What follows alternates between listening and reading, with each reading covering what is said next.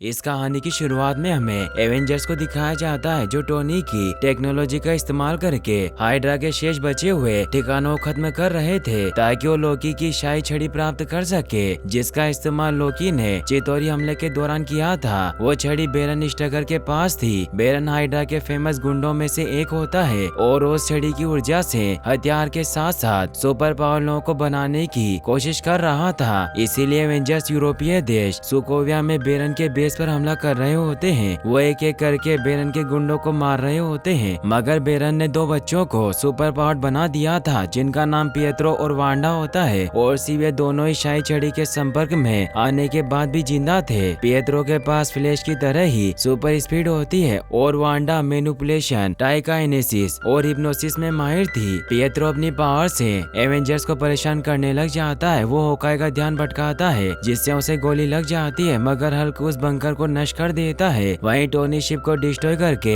Base के अंदर पहुंच जाता है और एक एक करके सभी गुंडों को मार देता है। फिर वो अपने AI जार्विस को पहरा देने की बोलकर वहां के डेटा कॉपी करने लग जाता है। वहीं नताशा हल्क को शांत करती है क्योंकि अब उन्होंने सभी गुंडों को मार दिया था। हल्क अब अपने असली रूप ब्रूस बैनर में बदल जाता है। वहीं टोनी को उस रूम में अजीब लगता है और उस रूम को स्कैन करने पर टोनी को एक खुफिया कमरे के बारे में पता चलता है, जिसके अंदर जब वो जाता है तो उसे वहाँ चितौरी शिप और बहुत सारे हाईटेक रोबोट दिखाई देते हैं, जिससे टोनी समझ जाता है कि बेरन जरूर कुछ बड़ा प्लान कर रहा था। वहीं कैप्टन बेरन को अपनी शील्ड की मदद से बेहोश कर देता है। टोनी को लोकी की शाही छड़ी भी मिल जाती है और वो थोर को इस बारे में बताता है, लेकिन तभी वांडा वहाँ आकर अपनी हिप्नोसिस पावर से टोनी के दिमाग में भ्रम पैदा कर देती है, जिसमें टोनी देखता है कि एलियन हमलों में सभी एवेंजर्स मारे गए, मगर तभी टोनी वापस होश में आ जाता है। वांडा भी टोनी के खौफ को देखकर छड़ी लेकर जाने देती है। अब सभी एवेंजर्स अपने शिप से वापस एवेंजर्स हेडक्वार्टर पहुंच जाते हैं, जहां पर डॉक्टर हेलन चाओ बार्टन का इलाज करने लगती है क्योंकि उसे गोली लगी थी। वो अपनी नैनो मैनिकुलर फंक्शनैलिटी की मदद से बार्टन की चमड़ी को फिर से बनाने लगती है और चाओ सभी को बताती है कि अगर बार्टन मेरी लैब में होता तो मैं इसे अपनी टेक्नोलॉजी से 20 मिनट में ही सही कर देती। वहीं टोनी उस लोकी की छड़ी पर रिसर्च करने लग जाता है क्योंकि 3 दिनों तक थोर पार्टी के लिए यहीं रुका हुआ था। तब तक वो छड़ी टोनी के पास थी, मगर पार्टी के बाद थोर उस छड़ी को अपने साथ ले जाएगा। टोनी का AI जार्विस उस छड़ी को चेक कर टोनी को बताता है कि इस छड़ी में जो नगीना है वो किसी चीज की रक्षा कर रहा है, जैसे इसके अंदर कोई कंप्यूटर प्रोग्राम हो। फिर टोनी ब्रूस को अपने साथ लेकर आता है और उसे बताता है कि स्टकर ने जो कुछ भी एडवांस चीजें बनाई वो सब इसी शाही छड़ी की वजह से थी, क्योंकि उसके अंदर एक सुपर कंप्यूटर जैसा सिस्टम मौजूद है। और टोनी ब्रूस को जार्विस के बारे में बताता है कि शुरुआत में जार्विस इंसान की भाषा बोलने वाला सिर्फ एक प्रोग्राम था, लेकिन अब ये मेरी पूरी आयरन लीजन रोबोट की फौज को कंट्रोल करता है और ये सबसे बेस्ट है। मगर अब मुझे इससे भी बेहतर लोकी की छड़ी से ये AI मिला है जिसकी संरचना बहुत जटिल होती है। ब्रूस भी ये देखकर हैरान होता है क्योंकि वो इंसानी दिमाग से कई गुना ताकतवर था। टोनी उसे कहता है कि उस दिन मैंने बेरन की लैब में कई हाईटेक रोबोट देखे थे और वो जरूर कोई खुफिया प्रोजेक्ट पर काम कर रहा होगा, इसीलिए हम भी एक पावरफुल आर्टिफिशियल इंटेलिजेंस बना सकते हैं जिसका नाम अल्ट्रॉन होगा, जो मेरी पूरी आयरन लीजन फौज को चलाएगा, जिससे हम पूरी दुनिया को सुरक्षित रख पाएंगे क्योंकि एलियन का हमला दोबारा होगा और अगली बार हमारे पास अल्ट्रॉन होगा। मगर ये सब जार्विस नहीं कर सकता क्योंकि वो इतना डेटा स्टोर नहीं कर पाएगा, इसीलिए हम कोड को डिक्रिप्ट करके अल्ट्रॉन को बना सकते हैं। तो ब्रूस उसे कहता है कि हमें बाकी टीम को भी इसके बारे में बताना चाहिए। तो टोनी कहता है कि हम किसी को कुछ नहीं बताएंगे क्योंकि हमारे पास बहस का वक्त नहीं है, क्योंकि ये छड़ी सिर्फ 3 दिन के लिए हमारे पास है और मैं दुनिया के लिए सुरक्षा कवच बनाना चाहता हूँ जो अल्ट्रॉन से ही संभव हो पाएगा। तो ब्रूस भी उसकी बात मान लेता है और अब वो दोनों उस लोकी की छड़ी के कोड को डिक्रिप्ट करने लग जाते हैं। वो दिन रात मेहनत करते हैं मगर ऐसा करने में नाकामयाब रहते हैं और अब पार्टी का वक्त भी हो जाता है, इसीलिए टोनी पार्टी में चला जाता है और जार्विस को अल्ट्रॉन पर काम करते रहने को कहता है। तभी कुछ देर बाद अल्ट्रॉन एक्टिवेट हो जाता है जो AI होने की वजह से जार्विस से बात कर पा रहा था और वो जार्विस के पूरे डेटा को एक्सेस कर लेता है। जार्विस उसे बताता है कि तुम्हें स्टार्क ने पृथ्वी को अलौकिक खतरों से बचाने के लिए बनाया है, लेकिन अल्ट्रॉन छड़ी में मौजूद माइंड स्टोन की वजह से भ्रष्ट हो गया। इसीलिए जब उसने इंटरनेट पर मानव जाति का इतिहास देखा तो उसने धरती के लिए मानव जाति को एक खतरा समझा। इसीलिए उसने कसम खाई कि वो एवेंजर्स को ही नष्ट कर देगा। जारवेस को अल्ट्रॉन के इरादे नेक नहीं लगते, इसीलिए वो टोनी को कॉल करने लगता है, मगर अल्ट्रॉन बहुत पावरफुल होता है, इसीलिए वो जारवेस को खत्म कर देता है। वही सभी एवेंजर्स नीचे पार्टी में मजे कर रहे होते हैं। नताशा और ब्रूस भी एक दूसरे को पसंद करने लगे थे, लेकिन अपने दिल की बात एक दूसरे से कह नहीं पाते। स्टीव ब्रूस से कहता है कि तुम्हें जल्द ही नताशा को अपने दिल की बात बता देनी चाहिए। फिर वो सभी साथ में बैठकर बातें करने लग जाते हैं। थोर उन सभी को अपना हैमर म्योनिर को उठाने को कहता है, लेकिन कोई उसे उठा नहीं पाता। टोनी भी काफी कोशिश करता है, मगर वो भी कामयाब नहीं होता। इसीलिए वो थोर को कहता है कि जरूर इसमें कोई फिंगरप्रिंट सिस्टम है जिससे इसे तुम्हारे अलावा कोई उठा नहीं सकता। तो थोर उसे कहता है कि तुम सब इसके काबिल नहीं हो। तभी अल्ट्रॉन एक रोबोट के रूप में वहाँ जाता है। सभी उसे देखकर परेशान हो जाते हैं। टोनी को लगता है कि उस रोबोट में खराबी आ गई, लेकिन अल्ट्रॉन उन्हें बताता है कि मैंने जारवेस को मार दिया और जल्दी तुम मेरा असली रूप देखोगे। और वो आयरन रीजन रोबोट से उन सभी पर हमला कर देता है, क्योंकि वो सभी अब अल्ट्रॉन के काबू में थे। एवेंजर एक एक करके उन सभी रोबोट से फाइट करने लग जाते हैं, मगर एक रोबोट लोकी की शाही छड़ी लेकर वहाँ से निकल जाता है, मगर एवेंजर बाकी रोबोट को डिस्ट्रॉय कर देते हैं। अल्ट्रॉन उन सभी को कहता है कि तुम दुनिया की हिफाजत करना चाहते हो, पर तुम उसे बदलना नहीं चाहते, मगर दुनिया में अमन कायम करने के लिए एवेंजर्स को अपनी कुर्बानी देनी होगी। थोर को इससे गुस्सा आ जाता है और वो अल्ट्रॉन को खत्म कर देता है, मगर अल्ट्रॉन पूरे इंटरनेट में फैला हुआ था, इसीलिए वहाँ से बेरन के बेस में मौजूद हाईटेक रोबोट में आ जाता है। वही एवेंजर टावर में सभी काफी परेशान होते हैं, क्योंकि अल्ट्रॉन भाग गया था और उन्हें डर होता है कि अगर अल्ट्रॉन परमाणु बम के राज जान गया तो पूरी दुनिया को खत्म कर देगा। कैप्टन उन्हें कहता है कि वो सभी एवेंजर्स को मारना चाहता है। टोनी उन्हें बताता है कि अल्ट्रॉन ने जारवेस को मार दिया, जो पूरी सिक्योरिटी को कंट्रोल करता था। तो टोनी पर गुस्सा करता है कि तुम्हारी वजह से छड़ी वापस से हमारे हाथ से निकल गई, इसीलिए हमें उसे दोबारा हासिल करना होगा। चाहो टोनी से कहती है कि तुमने ही अल्ट्रॉन को बनाया है, तो हमें क्यों मारना चाहता है। तो टोनी सभी को बताता है कि हमने उसे पूरी तरह से नहीं बनाया था, उसमें बहुत काम बाकी था। कैप्टन उसे कहता है कि तुमने जो कुछ भी किया उसके बारे में हमें नहीं बताया। तो टोनी सभी से कहता है कि एलियन ने एक छेद से हमारी दुनिया पर हमला किया था और इन हमलों को हम रोक नहीं सकते। तो कैप्टन उसे कहता है कि हम साथ मिलकर लड़ेंगे और हारेंगे तो साथ हारेंगे, इसीलिए अब हमें अल्ट्रॉन को रोकना होगा इससे पहले कि वो हमारे लिए खतरा बने। वही हमें वांडा और पिएत्रो को दिखाया जाता है, जिसे अल्ट्रॉन अपने पास चर्च में बुलाता है और उन्हें अपनी टीम में शामिल कर लेता है, क्योंकि बचपन में वांडा और पिएत्रो के माता पिता स्टार्क इंडस्ट्रीज के मिसाइल की वजह से मारे गए थे, इसीलिए वो टोनी से बदला लेना चाहते हैं और अल्ट्रॉन एवेंजर को मारना चाहता है और अब वो अपनी एक फौज तैयार करने लग जाता है। वही मारिया भी कैप्टन को बताती है कि अल्ट्रॉन हर जगह पहुंच चुका है और उसने बहुत से हथियार को चुरा लिया और बेरन स्ट्रगर को भी अल्ट्रॉन ने मार दिया है। इससे सभी हैरान होते हैं, मगर कैप्टन समझ जाता है कि अल्ट्रॉन कुछ जानता था, इसीलिए उसने उसे मार दिया। नताशा ऑनलाइन डेटा में बेरन की फाइल चेक करती है, लेकिन अल्ट्रॉन ने बेरन की ऑनलाइन से सारी फाइलें डिलीट कर दी थी, मगर टोनी के पास बेरन के बेस से मिली फाइल्स होती है, जिसमें वो सभी बेरन के दोस्तों के बारे में पता करने लगते हैं, जिसमें से टोनी को यूलिसिस क्लाव के बारे में पता चलता है, जो एक इंटरनेशनल क्रिमिनल था। ब्रूस जब यूलिसिस पर दागे गए निशान को चेक करता है तो उसे पता चलता है कि ये निशान वकांडा के हैं और उस निशान का मतलब चोर होता है। इससे टोनी और कैप्टन समझ जाते हैं कि अल्ट्रॉन यूलिसिस के पास वाइब्रेनियम लेने गया होगा, क्योंकि यूलिसिस ही वाइब्रेनियम को चुरा कर बेचा करता है। वही फिर हमें अफ्रीका के पुराने जहाजों के ठिकाने पर यूलिसिस के अड्डे को दिखाया जाता है, जो एक शिप के अंदर बना हुआ था, जहाँ उसने अपना सभी माल छिपा कर रखा होता है। अल्ट्रॉन भी वांडा और पिएत्रो के साथ वाइब्रेनियम लेने के लिए यूलिसिस के पास पहुंच जाता है। यूलिसिस उन्हें वाइब्रेनियम दिखाते हुए कहता है कि इस वाइब्रेनियम को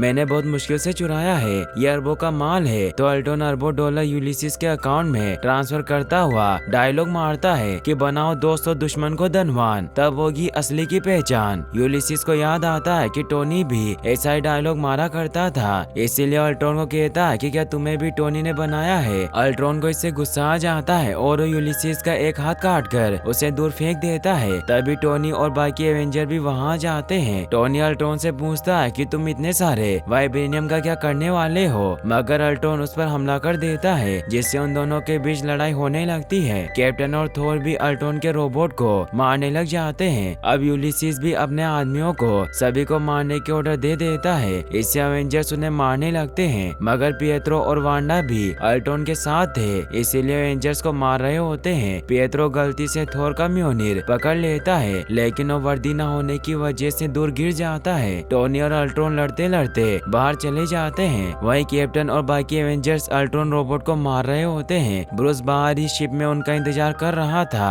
वो कैप्टन से पूछता है कि क्या तुम्हें हल्क की जरूरत है, लेकिन वो मना कर देते हैं क्योंकि हल्क बहुत तबाही मचा सकता है। अब वांडा भी अपना खेल शुरू करती है, जिसमें अपनी हिप्नोसिस पावर से सभी एवेंजर्स के दिमाग में भ्रम पैदा करने लगती है, जिससे वो मदहोशी की हालत में पुरानी उन यादों में डूब जाते हैं जो यादें उन्हें सताया करती थी। और इस बात का फायदा उठाकर अल्ट्रॉन के रोबोट वाइब्रेनियम लूटने में कामयाब हो जाते हैं। वांडा होकाई को भी अपने काबू में करने लगती है, लेकिन उसे पहले से ही इसके बारे में पता था, इसीलिए वो तीर से उसे झटका देता है, मगर पिएत्रो उसे बचाकर निकल जाता है। वांडा पिएत्रो कहती है कि मुझे अपना काम पूरा करना है और वो ब्रूस को हल्क में बदलकर जोहान्सबर्ग में हमला करने के लिए भेज देती है। वहीं टोनी और अल्ट्रॉन में अभी भी फाइट हो रही थी। अल्ट्रॉन काफी डैमेज हो चुका था, मगर वो पूरे इंटरनेट पर फैला होने की वजह से उसे कोई फर्क नहीं पड़ता। वो टोनी से कहता है कि तुम्हें ब्रूस को रोकना होगा। टोनी को इससे गुस्सा आता है और वो जार्विस की मदद से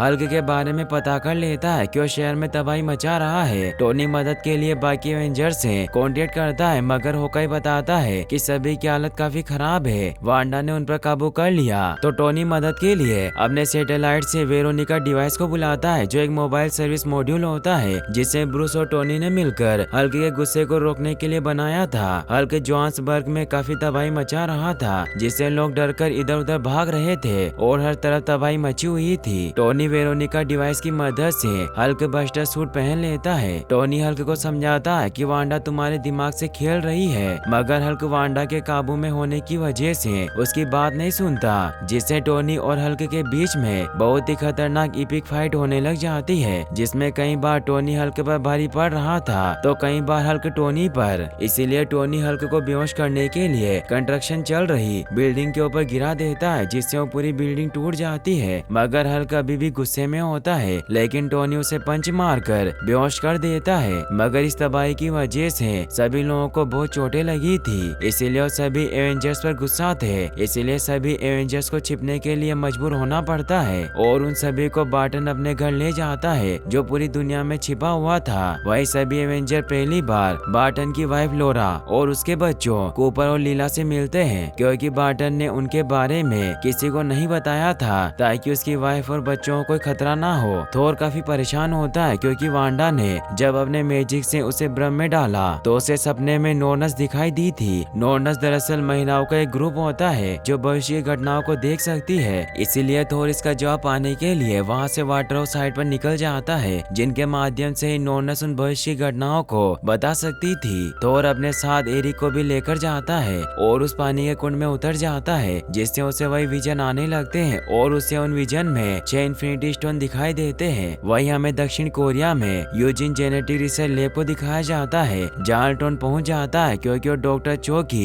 हाईटेक मशीन से अपना एक बहुत ही पावरफुल वाइब्रेनियम से बना शरीर बनाना चाहता था। डॉक्टर चो से कहती है कि मेरी ये रीजनरेशन क्रेंडल सिर्फ मांसपेशियां बनाती है, पूरा शरीर बनाने की इसमें काबिलियत नहीं। तो अल्ट्रॉन उसे कहता है कि वाइब्रेनियम की मदद से ये संभव है, लेकिन चो उसका साथ नहीं देती, इसीलिए वो लोकी की छड़ी से चो को अपने वश में कर लेता है। वहीं बैनर और नताशा साथ में भागने का प्लान बनाते हैं, क्योंकि वो दोनों खुद को कातिल और दुनिया के लिए खतरा समझते हैं, इसीलिए वो भागकर नई शुरुआत करना चाहते थे। निक फ्यूरी भी वहाँ जाते हैं क्योंकि उन्हें मारियन ने सब कुछ बता दिया था। वो सभी से कहते हैं कि अल्ट्रॉन ने तुम सभी को अपने रास्ते से हटाने के लिए तुम्हें लोगों का दुश्मन बनाया और मेरे जासूसों ने बताया कि अल्ट्रॉन वाइब्रेनियम से कुछ बना रहा है और वो इस पूरी दुनिया को नष्ट करना चाहता है, इसीलिए सभी का हौसला बढ़ाते हैं कि हमें अल्ट्रॉन को रोकना होगा। स्टीव सभी से कहता है कि अल्ट्रॉन बेहतर होना चाहता है, इसीलिए उसने वाइब्रेनियम चुराया। तो इससे ब्रूस एक निष्कर्ष निकालता है कि जरूर अल्ट्रॉन हेलन चो की रीजनरेशन कैंडल मशीन की मदद से वाइब्रेनियम से बना एक शरीर बनाना चाहता है ताकि उसे कोई रोक ना पाए। बाकी सभी को भी ऐसा ही लगता है क्योंकि डॉक्टर चो से कोई कांटेक्ट नहीं हो रहा था। वहीं चो अल्ट्रॉन के वश में होने की वजह से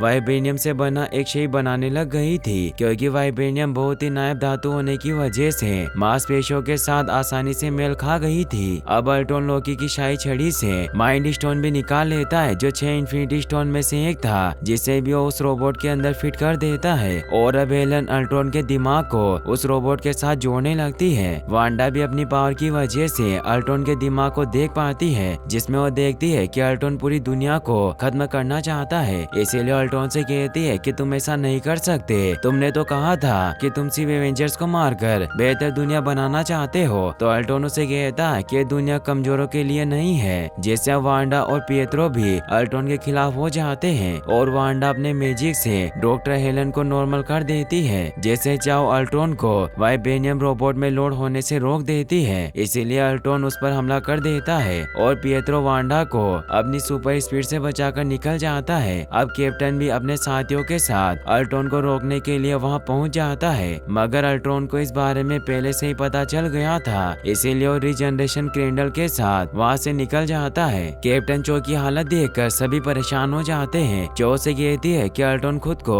वाइब्रेनियम शेल में अपलोड कर रहा है, क्योंकि वाइब्रेनियम रोबोट माइंड स्टोन की वजह से बहुत पावरफुल हो चुका है और अगर अल्ट्रॉन उससे जुड़ गया तो दुनिया को बर्बाद कर देगा। इसीलिए तुम्हें उस क्रेडल मशीन को टोनी के पास लेकर जाना होगा, वही उसे रोक सकता है। होकाई को भी वो ट्रक नजर आ जाता है जिसमें अल्ट्रॉन क्रेडल मशीन को लेकर जा रहा था। कैप्टन भी उस ट्रक पर पहुंच जाता है और अब कैप्टन अल्ट्रॉन का ध्यान भटकाने के लिए उससे फाइट करने लग जाता है। पिएत्रो और वांडा भी न्यूज में इस लड़ाई को देख लेते हैं, इसीलिए वो कैप्टन का साथ देने आ जाते हैं। वो भी अल्ट्रॉन से लड़ने लगते हैं। इस बात का फायदा उठाकर नताशा क्रेडल मशीन तक पहुंच जाती है और उसे क्वीन जेट में लोड करने लगते हैं, मगर अल्ट्रॉन उन्हें रोकने के लिए ट्रेन को आउट ऑफ कंट्रोल कर देता है और क्रेडल को बचाने जाता है, मगर नताशा क्रेडल को सक्सेसफुली क्वीन जेट में डाल देती है। लेकिन अल्ट्रॉन नताशा को पकड़कर अपने साथ ले जाता है। वही ट्रेन आउट ऑफ कंट्रोल होने लगती है, मगर पिएत्रो रास्ते में आए हुए सभी लोगों की जान बचाता है और वांडा अपनी पावर से उस ट्रेन को रोक देती है। वही होकाई क्रेडल मशीन को स्टार के पास ले जाता है। टोनी बार्टन से कहता है कि तुम्हें नताशा को ढूंढना चाहिए, क्योंकि तुम्हारे पास इंटरनेट के अलावा भी कोई मैसेज छोड़ सकती है। तो होकाई उसे ढूंढने चला जाता है। ब्रूस टोनी से कहता है कि हम चो के प्रोग्राम को खत्म करके मांसपेशियों को फिर से तोड़ने की प्रोसेस शुरू कर सकते हैं, जिससे वाइब्रेनियम रोबोट खत्म हो जाएगा। तो टोनी उसे कहता है कि हम इस रोबोट को अच्छा बना सकते हैं और उसे पूरी बात बताता है कि जारवेस को